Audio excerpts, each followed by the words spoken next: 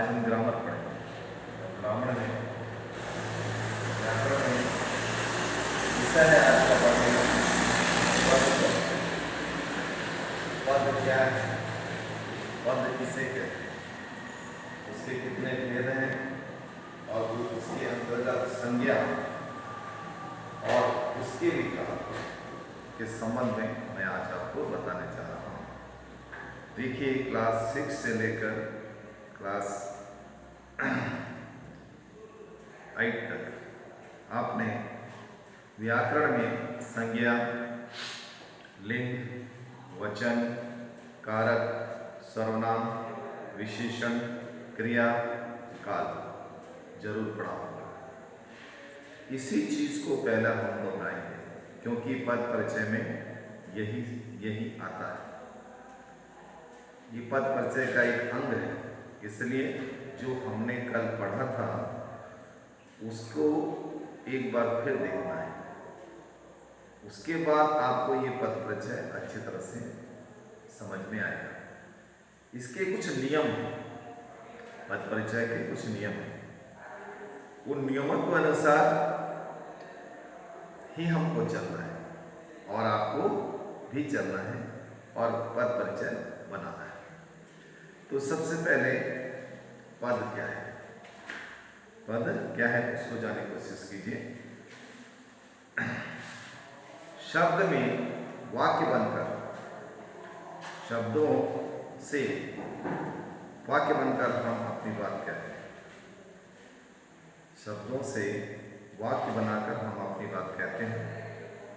शब्दों का वाक्य में पिरोते हुए व्याकरण के नियमों में ढाला जाता है। शब्दों को वाक्य में पिरोते हुए व्याकरण के नियमों में ढाला जाता है। जैसे सरोवर, कमल, फूल, खिला, ये सभी शब्द हैं। इन्हें सुनकर हमारे मन में अर्थ के अलग अलग बिंब बनते हैं, पर अर्थ पूरा स्पष्ट नहीं है। यदि इन्हीं शब्दों से वाक्य बनाए तो हम कहेंगे सरोवर में कमल का फूल खिला है। यह वाक्य पूरा हुआ और इसमें जो प्रयोग किए गए शब्दों को व्याकरण के नियम के आधार पर बांधा गया है और इसमें कुछ विकार भी आए हैं, जैसे सरोवर में, कमल का आदि आदि। तो इस प्रकार वाक्यों में प्रयुक्त शब्द जब व्याकरण के अनुशासन में, नियम में बन जाते हैं तो उन्हें हम पद कहते हैं। व्याकरण में वाक्य में प्रयुक्त शब्द जब व्याकरण के नियम के अनुसार अनुशासन में बन जाते हैं तो वो पद कहलाते हैं। नेहा ने मुझे आम दिए, इस वाक्य का पूरा अर्थ आपको समझ में आ रहा है। इस प्रकार जब शब्द वाक्यों में प्रयुक्त हो जाते हैं तो वो पद कहलाते हैं। जब शब्द वाक्यों में प्रयुक्त हो जाते हैं तो वो पद कहलाते हैं। पदों के दो प्रमुख विभाग हैं, विकारी और अविकारी।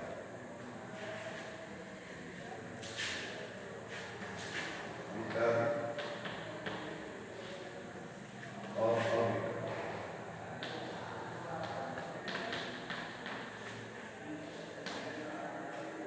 पद के दो प्रमुख भाग हैं, भेद हैं, विकारी और अविकारी।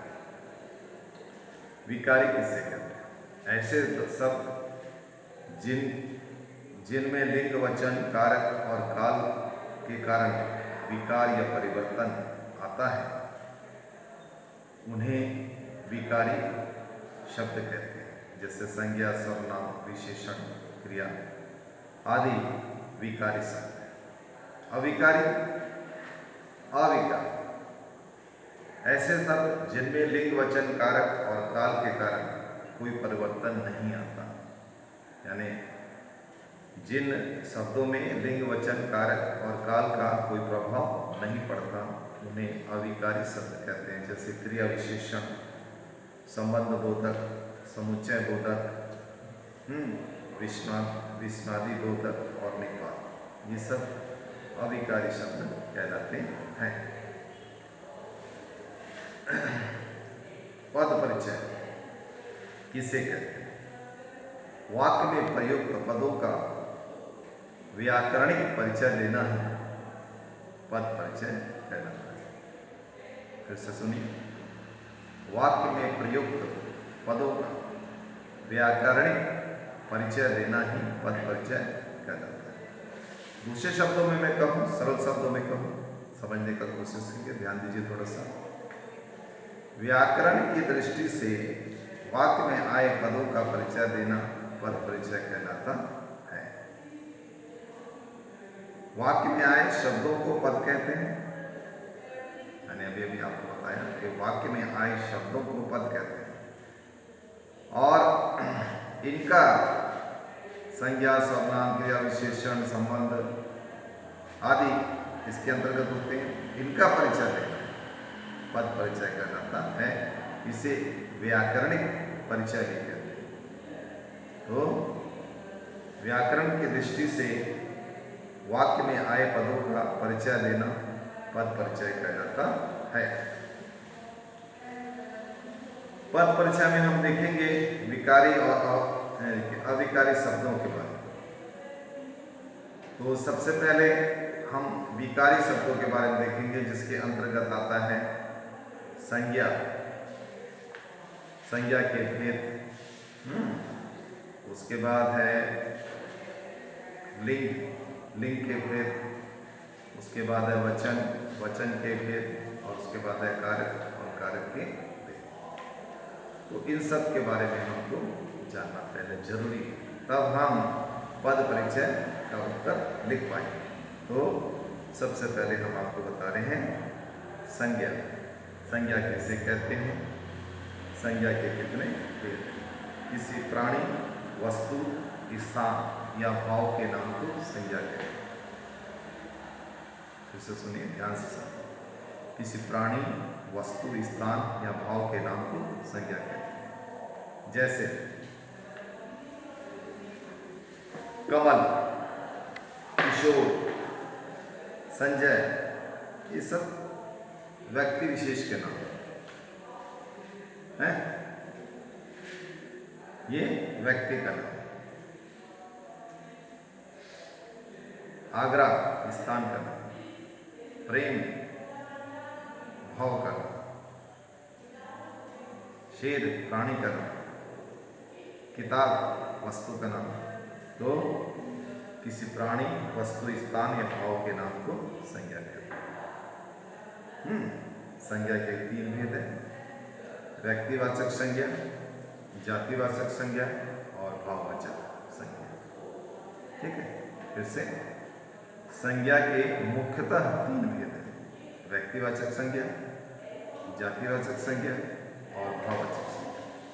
अब पहला बताएंगे हम आपको व्यक्तिवाचक संज्ञा किसे कहते हैं, उसको प्रॉपर नाउन बोलते हैं। जो संज्ञा शब्द किसी खास व्यक्ति या वस्तु के बारे में बताते हैं, जो संज्ञा शब्द किसी खास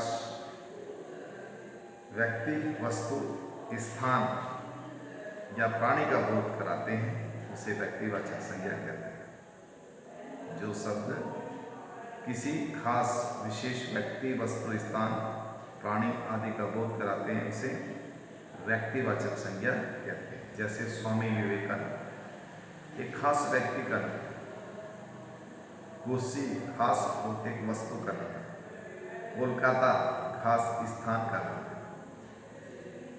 तो इस प्रकार जो संज्ञा शब्द किसी खास व्यक्ति, वस्तु और स्थान का बोध कराते हैं, उसे व्यक्तिवाचक संज्ञा कहते हैं। दूसरा है अब जातिवाचक संज्ञा। जो संज्ञा शब्द किसी जाति विशेष या समूह का बोध कराए, जो संज्ञा शब्द किसी खास जाति या समूह का बोध कराए, उसे जातिवाचक संज्ञा कहते हैं। दूसरे शब्दों में कहें जिस संज्ञा शब्द से किसी प्राणी या वस्तु की संपूर्ण जाति का बोध होता है। जिस संज्ञा शब्द से किसी प्राणी या वस्तु की संपूर्ण जाति का बोध होता है उसे जातिवाचक संज्ञा कहते हैं। जैसे नारी, नारी शब्द से संपूर्ण नारी समाज से, नारी जगत से। फूल, यहाँ फूल का अर्थ या फूल का भाव संसार के सभी फूलों से, कोई विशेष फूल नहीं, संसार के सभी फूल से। अध्यापक, अध्यापक शब्द से संपूर्ण संसार के अध्यापक वर्ग या अध्यापक वृत्त से ये बात कही जा रही है। तो इनमें संपूर्ण पूरी जाति का बोध कराता है। ये शब्द संपूर्ण जाति को बोध कराते हैं, अतः ये जातिवाचक संज्ञा है। तीसरा है भाववाचक संज्ञा। जो संज्ञा शब्द किसी व्यक्ति वस्तु से गुण, धर्म, स्वभाव, दशा आदि का बोध करते हैं। जो संज्ञा शब्द किसी व्यक्ति या वस्तु के गुण, धर्म, स्वभाव, दशा आदि का बोध कराते हैं, उन्हें भाववाचक संज्ञा कहते हैं। क्रोध, शांति, दोस्ती ये भाव है। ऊंचाई, लंबाई, कंजूसी, चालाकी गुण और दोष है। बचपन, बुढ़ापा, युवावस्था ये दशा है, अवस्था है। पढ़ाई, चुनाव, भिड़ंत, सलाह, प्रशंसा ये कार्य। तो इस प्रकार जिस संज्ञा शब्द से किसी व्यक्ति या वस्तु के गुण, धर्म, भाव, कार्य आदि का, अवस्था आदि का बोध हो उसे भाववाचक संज्ञा कहते हैं। इसके अलावा समूहवाचक और द्रव्यवाचक, ये जो दोनों संज्ञा हैं, ये दोनों संज्ञा जातिवाचक के अंतर्गत ही आती है। संक्षेप में उनका परिचय दे देना उचित समझता हूँ। द्रव्यवाचक संज्ञा, जिस संज्ञा सबसे किसी पदार्थ, द्रव्य, धातु आदि का बोध होता है उसे द्रव्यवाचक संज्ञा कहते हैं। जैसे तांबा, चांदी, पीतल, घी, दूध आदि हैं। ये वस्तुएं हैं, ये द्रव्य है, ये पदार्थ। दूसरा है देखो समूहवाचक या समुदायवाचक संज्ञा। जिस संज्ञा शब्द से समूह या समुदाय का बोध होता है, समूह या समुदाय का बोध होता है उसे समूहवाचक या समुदायवाचक संज्ञा कहते हैं। जैसे टोली, झुंड, सैनिकों की टोली, बकरियों का झुंड। तो यहाँ टोली तथा झुंड शब्द जो है ये समूह या समुदायवाचक संज्ञा के अंतर्गत आता है। जातिवाचक संज्ञा से भाववाचक संज्ञा बनाई जाती है। भाववाचक संज्ञा बनाने के कुछ नियम हैं और 5 प्रकार से ये भाववाचक संज्ञा बनती हैं। जातिवाचक संज्ञाओं से भाववाचक संज्ञा बनाया जाता है। सर्वनाम शब्दों से भाववाचक संज्ञा बनाया जाता है। विशेषण शब्दों से भाववाचक संज्ञा बनाई जाती है। क्रियाओं से भाववाचक संज्ञा बनाई जाती है और अवयवों से भी भाववाचक संज्ञा बनाई जाती है। इनका एक एक उदाहरण मैं आपको बताते हुए आगे बढ़ता हूँ। जातिवाचक शब्द से या जातिवाचक संज्ञा से भाववाचक संज्ञा कैसे बनती है। जैसे पशु, ये जातिवाचक संज्ञा है। इसका भाववाचक संज्ञा बनाएंगे तो हो जाएगा पशुता। समझे? मनुष्य, मनुष्यता। सज्जन, सज्जनता। बच्चा, बचपन। वकील, वकालत। स्त्री, स्त्रीत्व।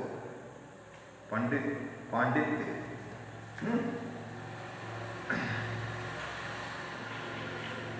अब सर्वनाम शब्दों से भाववाचक संज्ञा बनकर बनाएं तो कैसे बनेगा देखो। पराया, सर्वनाम शब्द है पराया, परायापन। अपना, अपनापन। निज, निजता। अहं, अहंकार। मम, ममता, ममत्व। तो ये है कुछ सर्वनाम शब्दों से। अब क्रिया शब्दों से भाववाचक संज्ञा कैसे बनाएगी आपने देखो। धोना धुलाई, धोना क्रिया है और धुलाई क्या है, भाववाचक संज्ञा। हंसना हंसी, उड़ना उड़ान, हारना हार, जीतना जीत, लड़ना लड़ाई, मिलना मिलन, लेना देना लेन देन, ये है क्रियाओं से भाववाचक संज्ञा। और अब देखिए विशेषण से भाववाचक संज्ञा कैसे बनाते हैं। वीर वीरता, मोटा मोटापा, मधुर माधुर्य, अमर अमरता, खट्टा खटास, कायर कायरता, चंचल चंचलता, आलसी आलस्य, उदार उदारता। अब अवयव, कुछ अवयव शब्द हैं जिनसे भाववाचक संज्ञा बनती है, जैसे दूर दूरी है, बाहर बाहरी, निकट निकटता, ये कुछ ऐसे शब्द हैं जिससे अवयव शब्द हैं जिनसे भाववाचक संज्ञा बनती है। तो इस प्रकार संज्ञा का इतना ही पद परिचय के अंतर्गत संज्ञा के बारे में आपको इतना ही जानना है। और संक्षेप में एक बार इसको दोहराते हैं, हम आगे बढ़ते हैं। संज्ञा, किसी व्यक्ति वस्तु स्थान भाव के नाम को संज्ञा कहते हैं। संज्ञा के 3 भेद हैं, व्यक्तिवाचक, जातिवाचक और भाववाचक। इसके अलावा 2 संज्ञा का और भी उल्लेख व्याकरण में मिलता है हमको, वो है द्रव्यवाचक संज्ञा और समुदायवाचक संज्ञा। भाववाचक जो संज्ञाएं हैं वो 5 प्रकार से बनती हैं, जातिवाचक संज्ञाओं से, सर्वनाम शब्दों से, विशेषण शब्दों से, क्रियाओं से और अवयवों से। इस प्रकार संज्ञा के बारे में आपको इतना जानना है। अब इसके बाद है लिंग। इसके बाद क्या पढ़ना है हमको, लिंग के बारे में पढ़ना है। लिंग का मतलब होता है पहचान। लिंग शब्द का अर्थ होता है पहचान। जैसे कवि कविता लिखता है, धोबी कपड़े धो रहा है, सेठ जी घूमने जा रहे हैं। अब नीचे में देखिए, कवित्री कविता लिख रही है, धोबी कपड़े धो रही है, सेठानी टीवी देख रही है। तो पहले वाक्य में कवि सेठ धोबी, कवि सेठ धोबी पुरुष वर्ग से संबंधित है। दूसरे वाक्य में कवित्री सेठानी धोबी ये शब्द स्त्री वर्ग से संबंधित है। तो इस प्रकार यदि लिंग किससे कहते हैं, लिंग शब्द का अर्थ है पहचान, और लिंग किसे कहते हैं, संज्ञा के जिस रूप से हमें पुरुष या स्त्री जाति का बोध होता है उसे लिंग कहते हैं। संज्ञा या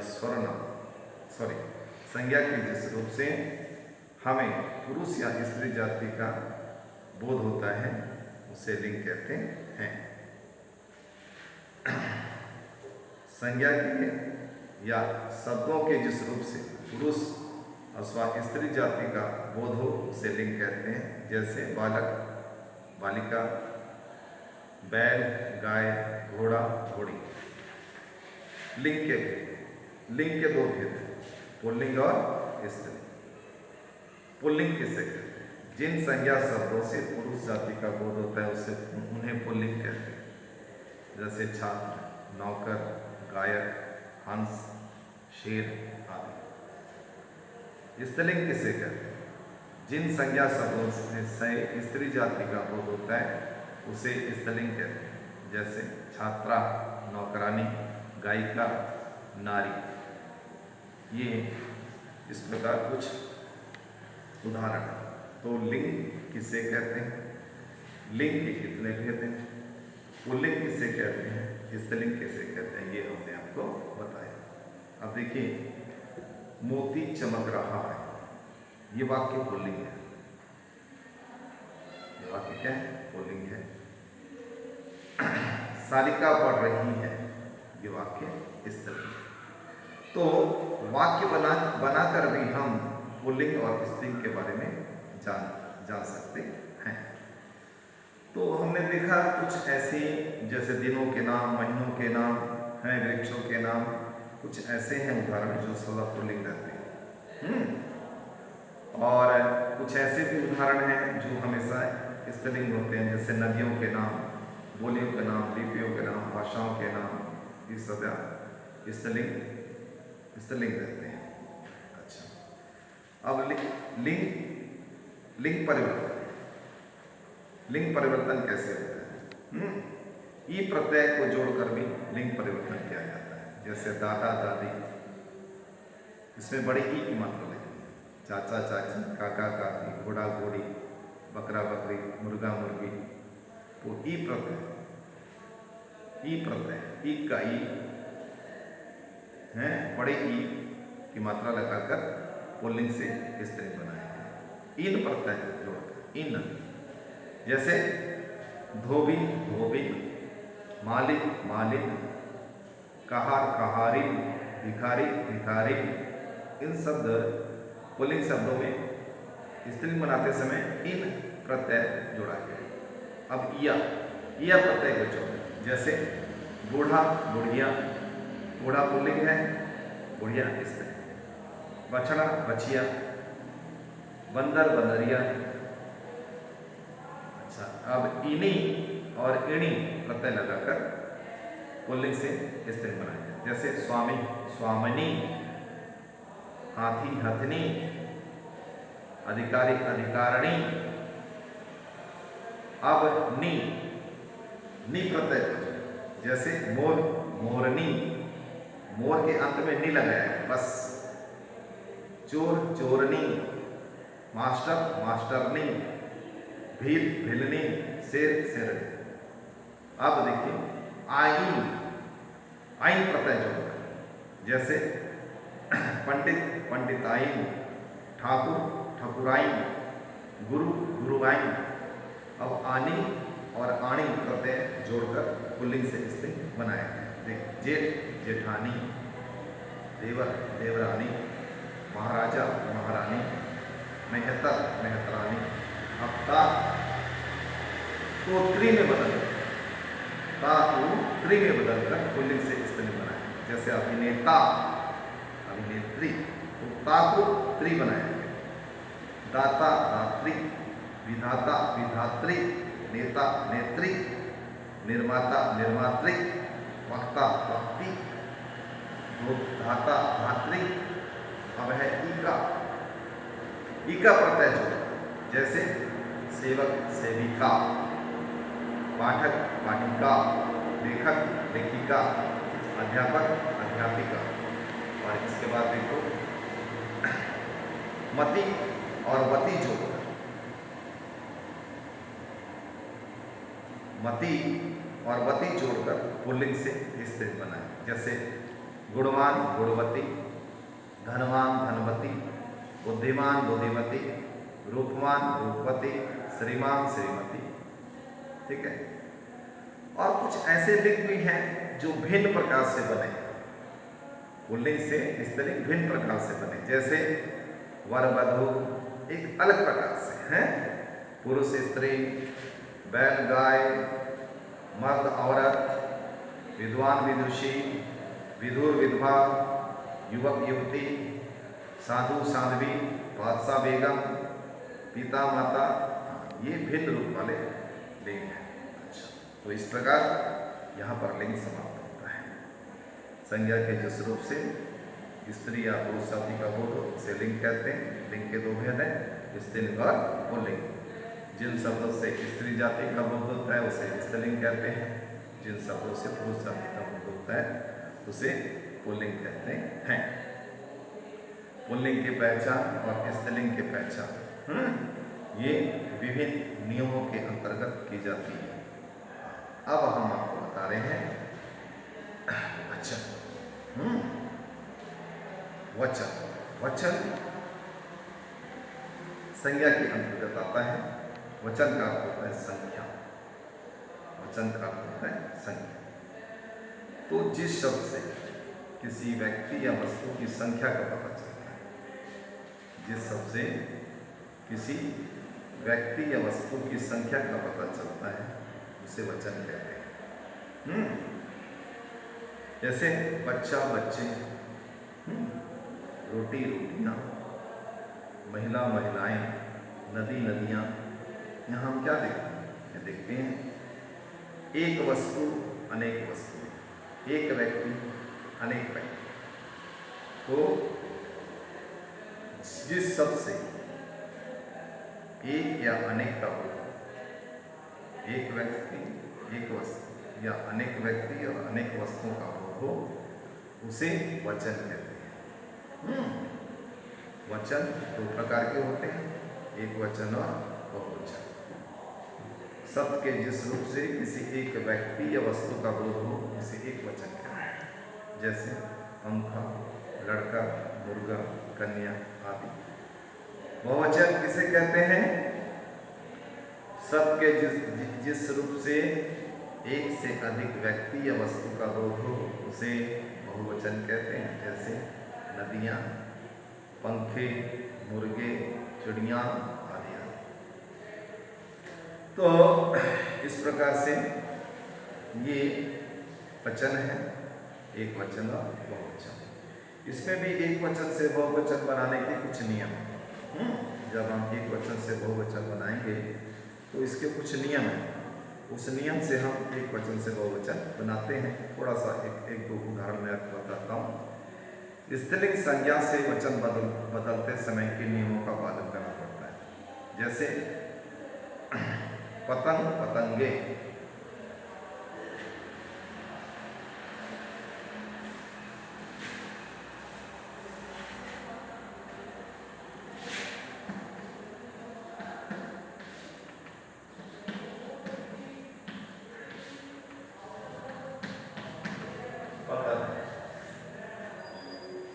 या यूं कहें दीवार।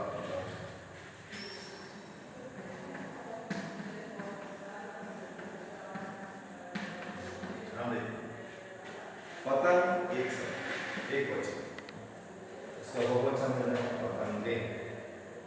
ग में एक मात्र बिंदु है। दीवार, दीवारें। दीवार एक वचन और दीवारें बहुवचन। इन उदाहरणों में देखिए आकारांत, ये आकारांत शब्द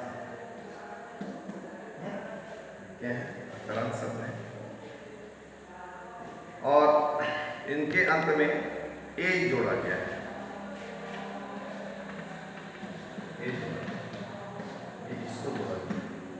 इसको जोड़कर हमने एक वचन से बहुवचन बनाया है। तो आकारांत स्त्रीलिंग शब्दों के अंत में ए जोड़कर बहुवचन बनाए। आंख, आंखें, रात, रातें, बोतल, बोतलें, तस्वीर, तस्वीरें, ये हैं एक वचन से बहुवचन। इकारांत स्त्रीलिंग शब्द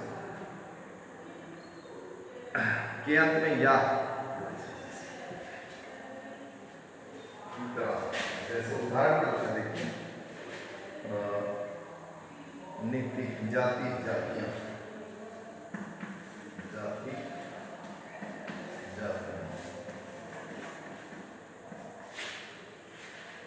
एक इकारांत, ये इकारांत छोटे ही की मात्रा यहाँ लगी है और बहुवचन जब बनाएंगे हम इसमें तो इसके अंत में या लग जाएगा और चंद्र में जातियां, तिथि, तिथियां, लिपि, लिपियां, नीति, नीतियां।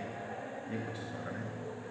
अभी इसमें देखिए आगे इकारांत स्त्रीलिंग शब्द के अंत में या जोड़कर भी या बड़े ई की मात्रा या ह्रस्व ई की जोड़कर, जैसे साड़ी, साड़ियाँ, नदी, नदियाँ, नारी, नारियाँ, बेटी, बेटियाँ, टोपी, टोपियाँ, रोटी, रोटियाँ, चाबी, चाबियाँ, दवाई, दवाइयाँ। ये एक वचन से बहुवचन बनाया जाता है। कुछ स्त्रीलिंग शब्द ऐसे हैं जिसके अंत में या लगा है, या लगा है और बहुवचन हम जब बनाएंगे उसके या चंद्र बिंदु जोड़कर बहुवचन बनाया जाए। जैसे बुढ़िया, इसके अंत में या लगा है, बहुवचन बनेगा तो बुढ़िया हैं। चूहिया, चूहिया, खटिया, खटिया, है? तो कुछ अलग प्रकार से भी बनते हैं, जैसे अध्यापिका, अध्यापिकाएं, लता, लताएं, सभा, सभाएं, वस्तु, वस्तुएं, वधु, वधुएं, माता, माताएं। यहाँ पर हम देख रहे हैं कि आकारांत शब्द, उकारांत, औकारांत स्त्रीलिंग शब्द के अंत में ए जोड़ा गया है। ऊ और ऊ बदल कर ए में जोड़ देगा। महिला, महिलाएं, लता, लताएं। कुछ ऐसे शब्द में है आकारांत संज्ञा शब्द जिसके अंत में आ को ए में बदला गया, जैसे चरखा, चरखे, कपड़ा, कपड़े, भेड़िया, भेड़िए।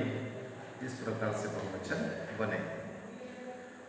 कुछ शब्दों में लोग, वृत्त, गण, जन, वर्ग आदि जोड़कर भी बहुवचन बना है, जैसे अध्यापक, अध्यापकगण, गुरु, गुरुजन, मजदूर, मजदूर वर्ग, अधिकारी, अधिकारी वर्ग, आप लोग, छात्र, छात्रगण, पक्षी, पक्षी वृंद।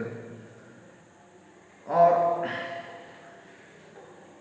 इस प्रकार से एक वचन से बहुवचन बना है। तो इसके बाद, इस वचन के बाद अब हम आपको बता रहे हैं कारक के शब्द। क्या बता रहे हैं? कारक के शब्द। आज कारक का परिचय आपको बता रहे हैं, उसके बाद कल विस्तार से बताएंगे आपको। पहले कारक के बाद जान लीजिए कारक किसे कहते हैं। संज्ञा या सर्वनाम का क्रिया के साथ संबंध होना, संज्ञा या सर्वनाम का क्रिया के साथ संबंध होना कारक कहलाता है। जैसे सारिका पुस्तक पढ़ रही है, सारिका संज्ञा शब्द है, पढ़ना क्रिया है, तो सारिका संज्ञा का पढ़ना क्रिया के साथ संबंध है, इसलिए ये कारक है। समझ में? और देखिए उदाहरण, रमेश ने आम तोड़ा, लता ने सीमा को बुलाया, वह पेंसिल से लिखता है, मेरे लिए एक कप चाय लाओ। तो इस उदाहरण में आप देखिए रमेश ने, रमेश के बाद ने लगाया, लता ने सीमा को, सीमा के बाद को लगाया, वह पेंसिल से, पेंसिल के बाद से लगाया, एक कप चाय लाओ, इस पर लगा मेरे लिए। तो ये कुछ चिन्ह है, ये चिन्ह कहलाते हैं, और ये चिन्ह, इन्हीं चिन्हों का हम कारक चिन्ह भी कहते हैं। मैं तो कारक किसे कहते हैं? संज्ञा या सर्वनाम का क्रिया के साथ या अन्य वाक्य के साथ संबंध कारक कहलाता है। जैसे रमेश ने आम तोड़ा, यहाँ पर रमेश संज्ञा है और तोड़ना क्रिया के साथ उसका संबंध है, इसलिए कारक। कारक संज्ञा या सर्वनाम के सामने जो शब्द लगते हैं, जो चिन्ह लगते हैं, उनको कारक चिन्ह, स्पर्शक या विभक्ति कहते हैं। कारक 8 प्रकार, कारक के भेद, कारक 8 प्रकार के हैं। कर्ता कारक, कर्ता कारक का मतलब है काम करने वाला। कर्म कारक, जिस पर क्रिया का फल पड़े वो कर्म कारक कहलाता है। करण कारक, जिसके द्वारा क्रिया की जाए, करण कारक कहलाता है। संप्रदान, जिसके लिए क्रिया की जाती है, जिसके लिए काम किया जाए या किया जाता है, उसे संप्रदान कारक। अपदान कारक, जिससे कोई वस्तु अलग होती है, जिससे कोई वस्तु अलग होती है, यानी अलगाव का भाव होता है, उसे अपदान। संबंध कारक, दो व्यक्ति या दो वस्तुओं के बीच में जो संबंध को बताए, संबंध कारक। अधिकरण कारक, जो क्रिया का आधार हो, वो अधिकरण कारक कहलाता है। संबोधन, जिन शब्दों से किसी को पुकारा जाए, बुलाया जाए, उसको संबोधन कारक कहते हैं। अच्छा, कारक के कुछ निशान होते हैं, कुछ चिन्ह होते हैं। कर्ता कारक में ने विभक्ति लगती है, कर्म कारक में को विभक्ति लगती है, करण कारक में से के द्वारा विभक्ति लगती है। संप्रदान कारक में के लिए को विभक्ति लगती है। अपादान कारक में से का मतलब यहाँ अलग होने से। संबंध कारक में का के की, रा रे रे, रा रे री, और अधिकरण कारक में और पर, और संबोधन में ए अरे अजी आदि कारक चिन्ह लगाए जाते हैं। तो इस प्रकार आज हमने आपको कारक किसे कहते हैं, विभक्ति किसे कहते हैं, और कारक के कितने भेद हैं, और उन कारकों के सामने क्या क्या विभक्ति या शब्द लगते हैं, चिन्ह लगते हैं, उसके बारे में बताएं। आज इतना ही बताएंगे। कल हम आपको बताएंगे कर्ता कारक किसे कहते हैं, कर्म कारक किसे कहते हैं, करण कारक किसे कहते हैं, संप्रदान कारक किसे कहते हैं, अपदान कारक किसे कहते हैं, संबंध कारक किसे कहते हैं, अधिकरण कारक किसे कहते हैं, और संबोधन कारक किसे कहते हैं। ये सब बताया जाए। आपके पास कोई भी ग्रामर किताब है उसको खोलिए और पढ़िए, क्योंकि हमारे पढ़ाने के बाद आपका पढ़ना जरूरी है, तब आपको ये विषय वस्तु समझ में आएगा। हम विस्तार से बता रहे हैं ताकि आप पद परिचय बनाते समय किसी प्रकार की कठिनाइयों का अनुभव ना करें। लेकिन आपके सहयोग के बिना ये नहीं हो पाएगा। इसलिए किताब से, पढ़ाई से, पढ़ना से और लिखना से जुड़े रहिए। ये अवकाश का समय आप उसका सदुपयोग कीजिए। समय का सदुपयोग करने से ही सफलता मिलती है। आप अच्छा पढ़ें, अच्छा लिखें और लिखते रहें और पढ़ते रहें, ये जरूरी है, तभी आप सफलता प्राप्त करेंगे। आज बस इतना ही। बहुत बहुत धन्यवाद, शुक्रिया।